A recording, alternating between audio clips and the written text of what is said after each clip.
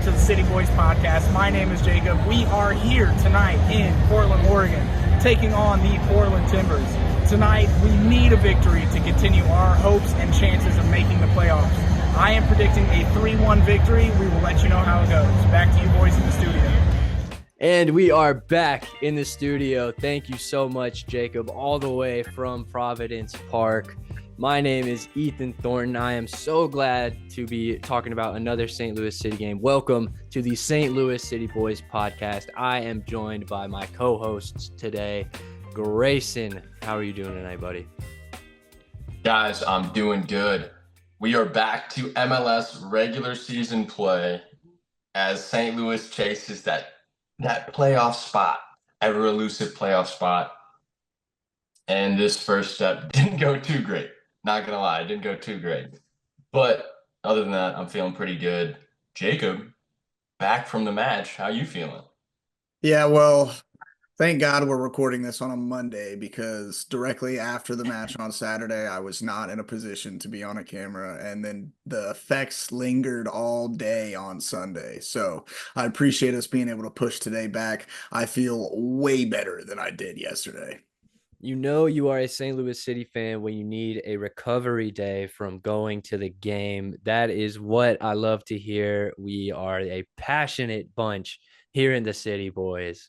So glad to be taking you through another St. Louis City match. Unfortunately, like Grayson mentioned, not exactly an ideal result for the lads, which we will get into. Not a loss, but there's 3 different results in soccer if you are just learning that now.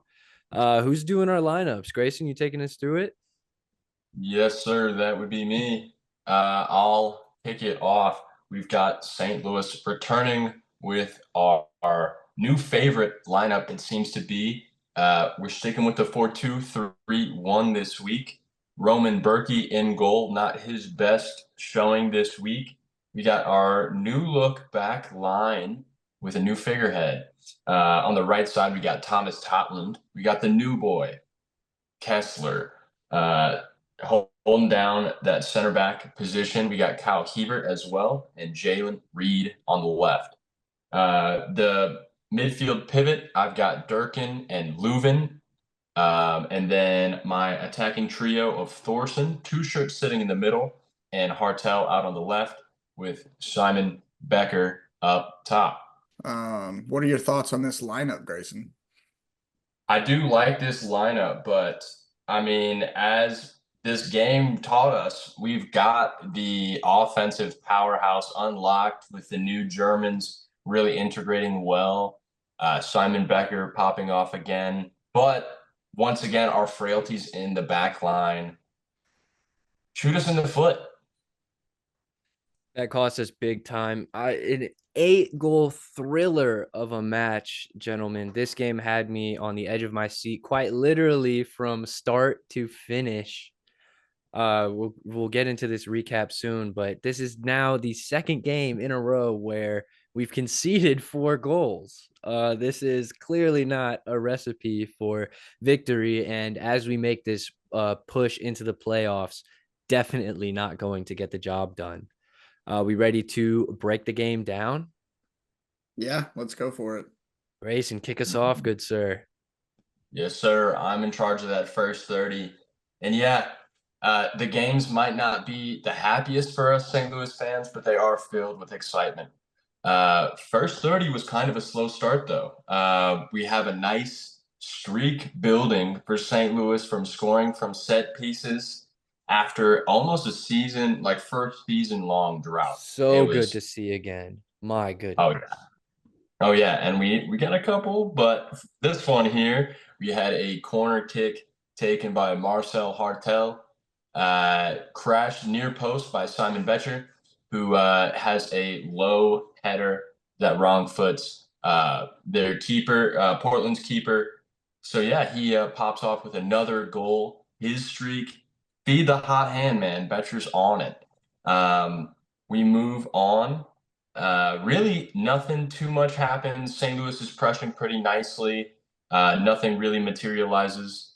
A big chance comes in the 28th minute with the Brazilian Evander sliding in Mascara, 1v1 with the keeper, and Berkey comes up big on this occasion, batting the like point blank shot out wide. So great save from Berkey. Yeah, that's a pretty decent start for St. Louis.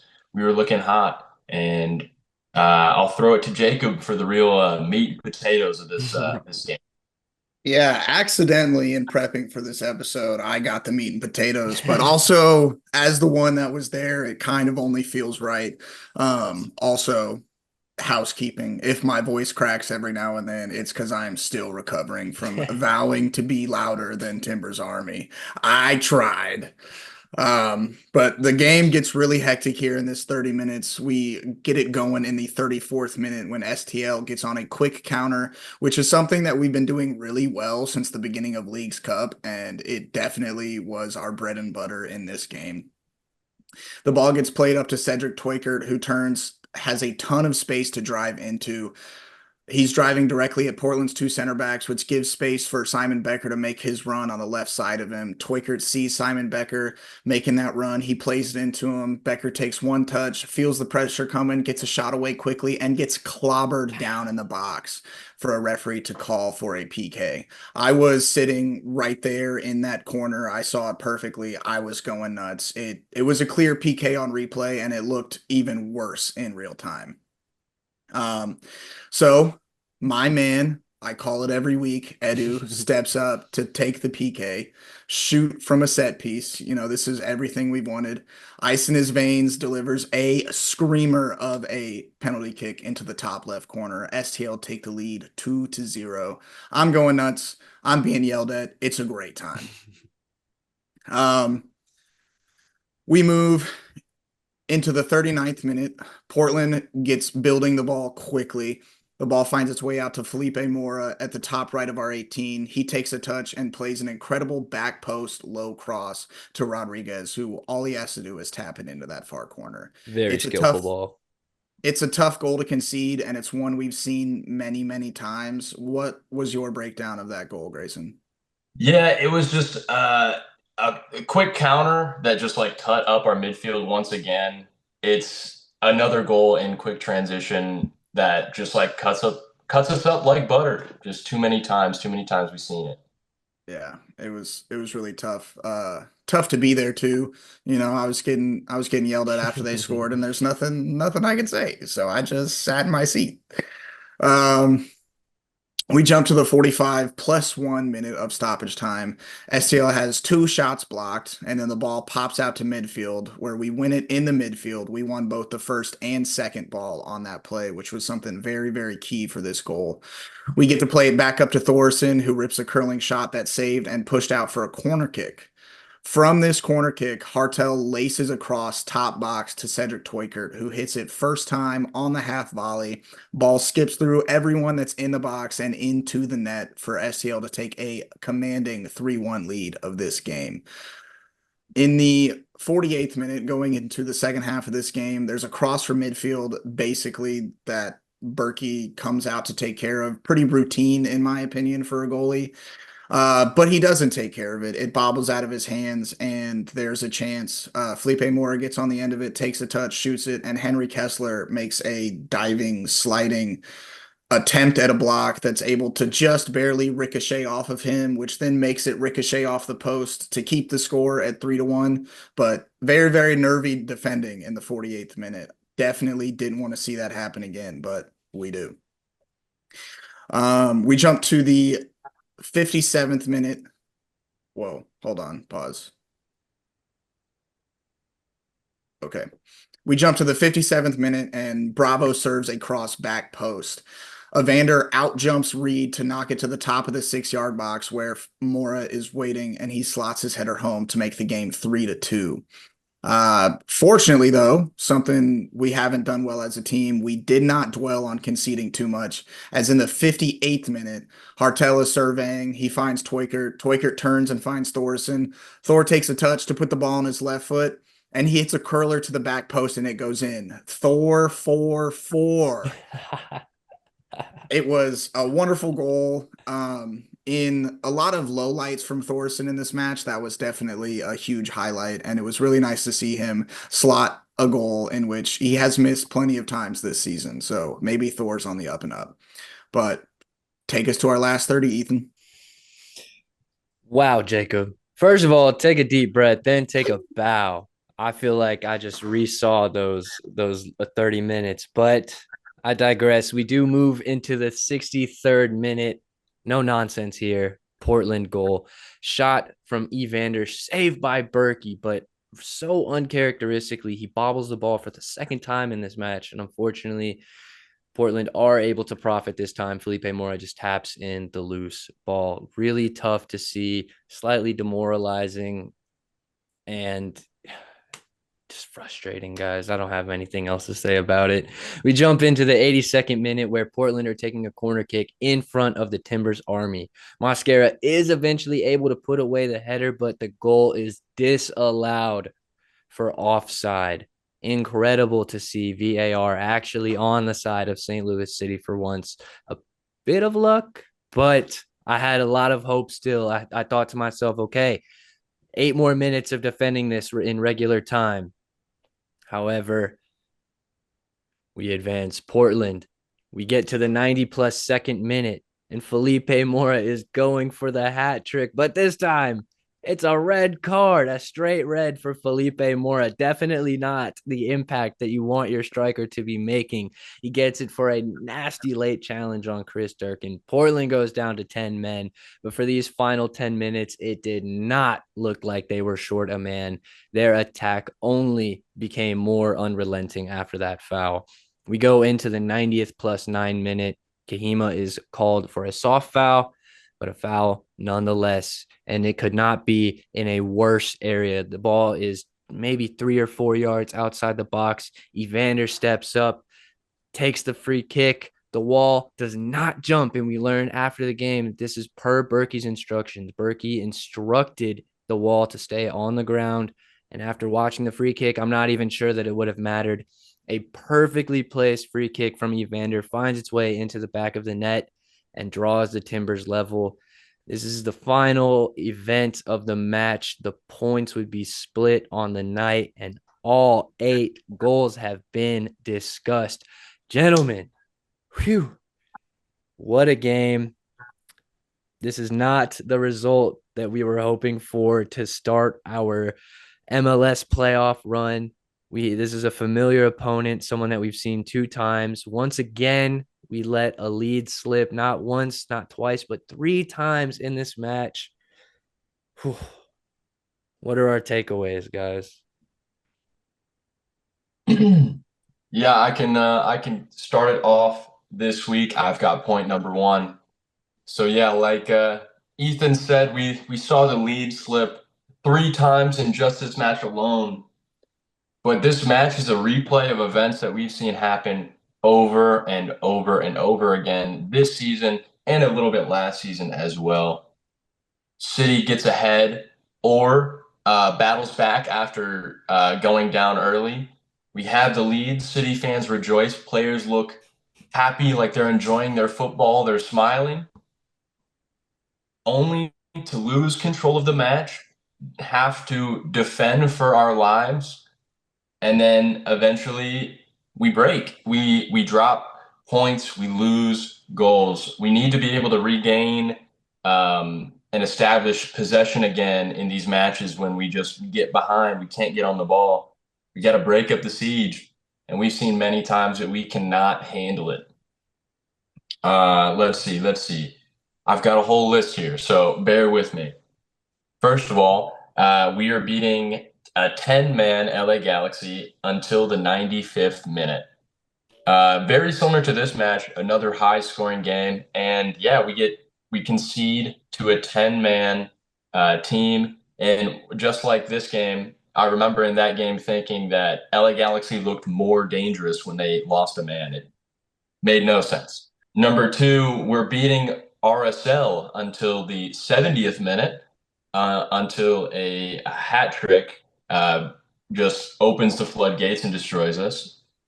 We're beating Kansas City until the 65th minute, 2-1, and then we have to battle back for our own late equalizer to make that 3-3. Number 4, we're beating Miami until the 85th minute, end up drawing that match. Number 5, we squander a 2-0 lead at Vancouver, and then 4 goals get put past us. We're beating Atlanta until the 70th minute, and then we lose. Or I think we draw that game against Atlanta. We drew that one. Number 7, Club America. I'm not going to break that down for you. You guys all remember that one. And then, of course, this weekend, another situation where we drop points to a 10-man team. Wild stuff. I do want to shout out STL Citizens, Instagram, fantastic content, massive St. Louis City fan, great person. Give him a follow. He's awesome. But he did the math and calculated all of these drop points in these matches, and he's calculated that we've dropped 15 points from winning positions. And I think it's a little bit more than that if you add in the 2-0 lead we squandered at Vancouver, and also the drop points against Kansas City earlier. But assuming 15 points is lost from winning positions, we would move up to 6th in the West. Very wishful thinking. But we got to realize there's still a massive gap in quality between us, even after bringing in all these fantastic people, fantastic players. But yeah, I mean, we got to bring up the topic once again. We've got to become masters of the dark arts. We got to figure out how to kill off games, waste time, use the game to our advantage. And this is a problem that's persisted between 2 different managers now. Parnell had this issue, and so did Hackworth, where we're leaking chance after chance. We had 31 shots conceded against Portland. So yeah, just like the announcer said during this match, 4 goals should be enough to bury a team, but maybe not when you're St. Louis. So after seeing this match, did this one change how you guys see the end of the season going for us? We've said it once, and I'll say it again. I'm going to be optimistic until it is statistically impossible that St. Louis City cannot make the playoffs. However, I do think that is just blind fan optimism. The rational part of my brain is saying what I will not repeat out loud until it's possible. But I don't disagree with you, Grayson. And for anyone else listening after that, because that was so hard to listen to, that was being behind the Seattle Sounders in the table puts us in such a different outlook. Our season looks so different. However, I can appreciate our willingness to keep moving forward through these tough times. This has been a bad season, all things considered. So just hoping that Hackworth can keep the guys moving forward and keep that belief on the field and hopefully figure out the last third of the game, which is where we're struggling the most right now. I'm just going to stick with the blind optimism as a fan. Yeah, we did it. We've lost a lot of points from scoring positions, which is a tough stat to have. And also, season's not over. I mean, in the words of the late, great Kobe, job's not finished. So we got to keep going. The best way to do that is to be loud and proud at the stadium when we are playing at home and to continue to support the boys. As far as the squad outlook, from dropping points earlier in the season to where we are now, I think we're a much different vibe in the clubhouse, to where it had happened so much earlier in the season. People kind of just got used to it, versus now you've got a lot of leaders in there, a lot of high caliber players who aren't used to losing points from winning positions, who, in my opinion, are going to help us turn it around. And we have to win the next 7 of our 8. And like I said in the last episode, if that's my bulletin board material, I'll take this team to win 7 of the next 8. We can't drop points. We've only got 1 more game statistically in which we could lose or draw. So we're going to keep this train a chugging. All right. I'm going to take us into our second point of the night, which is on a similar kind of dark tone And that is some advice to St. Louis City fans who are maybe newer to following the game of soccer, and that is not to fall in love with a lone player. While Simon Betcher's option his contract has the option to sign him for a year after the season is concluded. We've seen this story before. If you're a soccer fan, you've seen a player come to your club on loan, do amazing, go back to their club, and that is the last you will ever see of them. If you're a Premier League fan and a Man United fan, you can think of Wout Weghorst or Jesse Lingard going to West Ham and performing amazing and then returning to Man United. Now Jesse Lingard plays in South Korea. So it's a story where it's very happy at the start, but the end can get ugly. It's just a word of advice. And we don't know how Giannis Horn is going to do. Maybe he becomes a fan favorite, stamps his name in the St. Louis City history books before the end of the season. And I hope he does. But my advice will remain the same. It's don't fall in love with a lone player. Have y'all ever fallen in love with a lone player and then they left the club? So for me, an example I'm thinking of right off the top of my head would have been João Felix at Chelsea 2 seasons ago. But the good news, the good ending to that story is he just got re-signed to Chelsea and scored in his second debut for the club. So that's pretty cool. But for Chelsea, it's usually the loans are going the other way around. We're usually not taking too many players on loan. Yeah, we have the loan army is what they call it. So not too much experience getting too many loanies, but Yeah, I'm trying to think on the Man City front. I don't remember the last time a lone player came in for City and dominated and then left the face of the earth. Well, It's hopefully it doesn't it's happen kind to of St. tough. Louis City Yeah, either. yeah. But that's my point for this week. It's just because Simon Betcher has performed so well for us since arriving, and I I guess I'm trying to keep my heart from being broken if he goes back to AC Horsens. That's fair. Can't blame you. My point is a little bit different this week. If you guys are unaware to this point in the episode, I was at the game this weekend. I was in Providence Park. I originally was sitting one section away from the Timbers Army. A little bit more on that later. But my point this week, I'm going to review Providence Park. My number one gripe with Providence Park are there were 0 cup holders anywhere in the stadium. Like that's actually wild. they have a 2 beer maximum at the vendors or like a 2 drink maximum, and with absolutely no cup holders, what is the point of going and getting 2 beers for a half if you have to hold them the whole time? You either do that or you risk putting them on the ground and kicking over a beer. That my second gripe, beers are $15 a pop.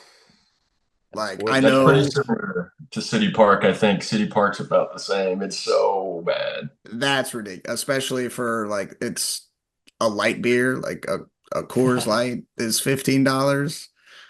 Nah, I could get 12 of them from the gas station for $15. That's crazy. Um, I will say though, the stadium atmosphere there was absolutely electric. When we scored, I did some crap talking to the fans and they let me hear it. And then when they scored, the fans absolutely let me hear it. It was a good time back and forth. Because I was sitting next to Timbers Army and the game was getting chippy and the fans were getting chippy, security actually came down and had me move seats, quote, for my safety. Which, to be fair, at no point in the match did I feel like I was unsafe. I don't feel like Timbers fans are like the big brawlers of past and gonna come beat me up for supporting my team. I think security was just trying to do their job and make sure nothing bad was going to happen. So half shout out to them. Also, I paid good money to sit where I was sitting, so being moved kind of sucked. So I'm going to rate that a 5 out of 10. I will shout out some of their fans. I had really good interactions with Timbers fans, specifically these 2 people, Vinny and Emily. They talked to me at the bar across the street before the match. We had really good conversation, and then a really, really fun conversation post game, breaking down, me talking crap on their players, them talking crap on our players. It was really fun, and it was all out of passion. Nobody's feelings got hurt. And then another couple, Scott, and I forgot his wife's name. Sorry. But same deal, fun banter. It was cool stuff. I will say mini shout out to the Timber supporter who went back and forth with me throughout the match, sitting next to me. He did come up and have my back when security came and asked me to move. He came up and he was like, "Don't kick him out. We're just having fun. It's all fun. Like nobody's taking it too serious. It's just a game." But it was all for naught because I still had to move. And my final review. I get it. They do it on purpose, but the seats for the traveling fans were absolutely terrible. They stuff you up in this corner. There's a pillar in the way. It's bench seats. They make it so it's not worth your time or money to go to your opposing team's home field. But still, as a traveling supporter, like I think there's got to be a little bit more happy medium to give those fans a proper view of the game. So my overall rating on Providence Park is a 6 out of 10. It's a cool field. It's a cool vibe. Fans are great. But the actual staff and the way they put it together was pretty low tier, in my opinion. Word. I'm glad to see that you did make it out of there alive without getting arrested. That was pretty big. Pretty big. Yeah. No, it sounds like the fan interactions were great, though. It sounds like, good people out in Portland, and going to the game was a lot of fun. Yeah, first time I'd ever been in Providence Park too, so actually seeing it in person instead of on the field was pretty fun. And then that was my second time watching City play, and I am probably not going to go to another game in person because we've yet to win when I'm there. So until that happens, I'm sitting this one out. Rough. Well, I think that's going to wrap up the match against Portland in league play. Do you guys any final notes on this match? No? Okay, cool. So we are actually going to skip Kit Clash on purpose this week. We rated Portland's kits too many times. We're sick of them. So we're just going to skip that. So let's go right ahead into our preview for our next week's matchup against LA Galaxy. Of course, me being an ex-LA Galaxy fan, I'll go ahead and kick it off. They're flying high right now. They did get booted from the League's Cup, but they did end up picking up Marco Royce in the transfer window. So that's not great. He also scored his first goal in his debut. And man, he looks good in that kit. Oh my God, it's messed up. He had a goal and an assist in that game. He came out flying off the bench. Yeah, so I'm a little worried about them because their attack is already crazy. One of the best midfields in the MLS. So definitely a lot to worry about as a St. Louis fan. But like we mentioned earlier, last time we played them, it ended 3-3. St. Louis taking an early lead. Of course, LA going to 10 men and finding a late equalizer. What do you guys think is gonna go down? You guys any players to highlight for this next matchup? I think that Ricky Puig is a pretty obvious player to highlight. However, he will be missing in our game on this Sunday due to yellow card accumulation, and honestly, he could not have picked a better time to have accumulated those yellow cards. Also, on this note, just a few notes on this match. It's on a Sunday at 2:45. I know I mentioned that before, but I'm really interested just to see that kind of change in dynamic of the game. City Park during the day is a different experience than at nighttime, so I'm really excited to see all the fans and the supporter groups back at City Park for the MLS. That's going to be a sight to see. Other than that, LA Galaxy squad is nasty. Paintsil's having a great season. Gabriel Peck is great. Fagundes is having a good season. I know they have Caiceres on their team still. Fun fact, I fired up FIFA 18 the other day, and he was on Juventus. So Yeah. that was Yeah. just a fun trip down memory lane. He's not a bad player. There's also a former St. Louis City player on there in Johnny Nelson. Fun fact. Yeah, a little cult favorite, I think you could say. He might have been a super draft pick for us. I don't know. He maybe saw 2 appearances. But that's all I got about LA Galaxy. I'm gonna go for a 2-1 victory, and I'm gonna say that Simon Betcher is going to remain in hot scoring form with maybe another hardtail assist. He bagged 3 in one game. Team of the match day What a performance! or match week, I guess. Definitely got to shout him out. Yeah. All I've got to say is one player neither of you mentioned, which is wild because he's got the most goals on their roster this year, is Dejan Joveljic. Has 12 goals in 21 games. Even though like Puig is out, that's the player to watch against them. I don't think it's going to be low scoring like Ethan does. I'm going to predict another defensive blunder, but somehow our offense is able to pull us out of it. And I'm going to go 4-3 STL. Yeah, 4-3 STL. High hopes for a victory in this one. This feels like probably the game we might drop, but I'm going to predict a W. And my goal scorer, no mincing words here, is Edu from a freak or a set piece. Hey, Jacob, we both predicted the goal scorers last game, by the way. Yeah, I missed out on Henry Kessler. I need to do the math, start doing the math on those and start calculating how you guys are doing, because I think you guys have really fired back after my early start. If the game would have ended at halftime, I called the game perfectly. I said 3-1 and Edu from a fucking spot kick, but you know. I'm gonna also say it's gonna be a little bit higher scoring. We're gonna get 5 goals this match. It's gonna end 3-2. St. Louis is winning. Hell yeah. And for my goal scorer next week, I'm gonna go with Cedric Tuchert. He's gonna remain on the score sheet again as well. Do we think Marco Royce is going to bag a goal against us? Would that really break the hearts of City fans? No, I think Berkey knows his every move.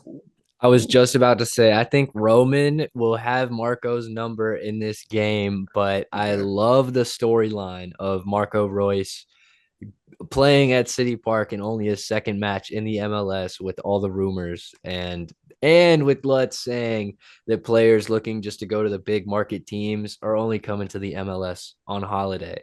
That's you, Marco. Yeah. That's you. Yeah. Here on holiday. Yeah. But it's no holiday in St. Louis. Apparently. Of course not. He's not going to enjoy this one. Although hanging out with his buddies post game might be nice. But let's see. I've also got some grab bag stuff from this week. We did see the end of Leagues Cup as we played our match. Leagues Cup final took place. It was Columbus Crew versus LAFC in the final. We saw a goal for Giroud. Olivier Giroud gets a goal. And Columbus Crew would end up taking the cup. So that was pretty big for them. They're on a massive tear. I know Ethan's got something to say about it. The Columbus Crew were on a trophy-winning spree prior to hiring a certain manager. They won 4 trophies before hiring this guy. We'll call him Bad Manager. Under the Bad Manager, they won no trophies. And since dishing out the Bad Manager to a promotion, they've won 4 trophies again. The manager we're talking about is Greg Berhalter, so it's no real surprise that they have found success after letting him go. I hope that is some foreshadowing for another soccer team that we really love. I will say it is also nice to see a team of LA Galaxy's caliber also drop points from a leading position. So, you know, it's a stretch, but there could be some comparisons there. Another big thing, this does make AZ Jackson a Leagues Cup champion. but he did not see a single minute or get off the bench. So that's cool too. I also thought that, and this is just my opinion, that the League's Cup final was a very quiet kind of thing. Like all the lead up to in the group stage and the knockout round of the League's Cup was very built up for me. And then the final just kind of came and went. I almost completely missed it. But I can say I'm very much looking forward to the US Open Cup semifinal games that are going on this week, specifically hoping to see Indy 11 knock out Sporting Kansas City. Always nice to watch KC lose. Yeah, another thing I wanted to mention was City 2 is flying high right now. We beat North Texas SC, who are also league leaders with us. We beat them 4-0. Mika Joyner, I think, scored twice or just once in that match, making him joint top scorer in the league. That was pretty awesome. Yeah, our City 2 team has done extremely well. They've also set attendance records this season. Yeah, I've never got to go to a City 2 match, but I would highly, highly recommend that experience to anyone who's able to. I've heard they're a really good time, and they have most of their games at City Park, I'm pretty sure. And from time to time, you might see some first team players in there. I know Kahima and John Klein have seen stints with them. Markinich did as well before he left. So good chance to see the players a little closer up. I think Nerwinski got minutes there this weekend too. There you go. And I know that Christian Oliveras, the keeper, there are whispers that he's going to be the long-term plan once Mr. Roman Berkey finds potentially greener pastures. I don't know if that'll ever happen, though.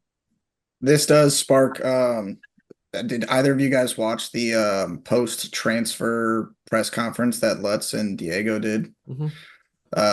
I think it was very interesting to hear Diego talk about how like you shouldn't judge your academy program until 10 years after it started.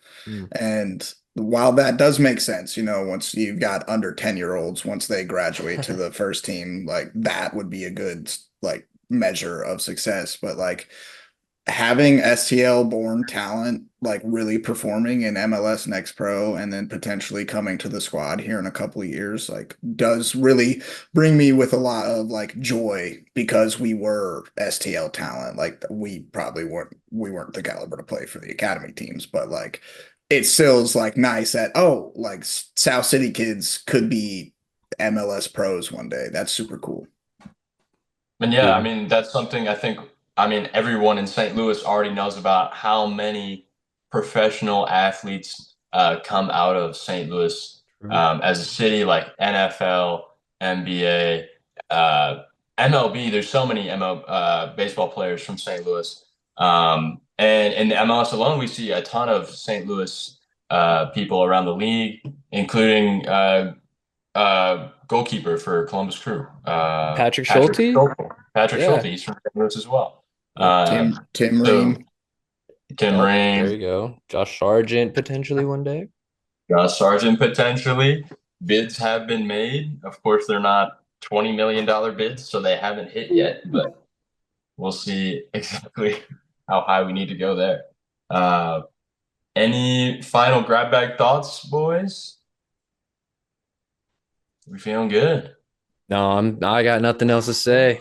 Yeah, per usual. If you're watching on YouTube, like, subscribe, comment what you think the scoreline against LA Galaxy is going to be this weekend and extra points, comment a goal scorer. If you're listening on Spotify, make sure to follow, rate 5 stars. Our socials have been all over the screen for Instagram, but for those of you listening, it is at St. Louis City Boys on Instagram. Yeah. Oh, most importantly, don't forget to tell your mother you love her. Peace. STL.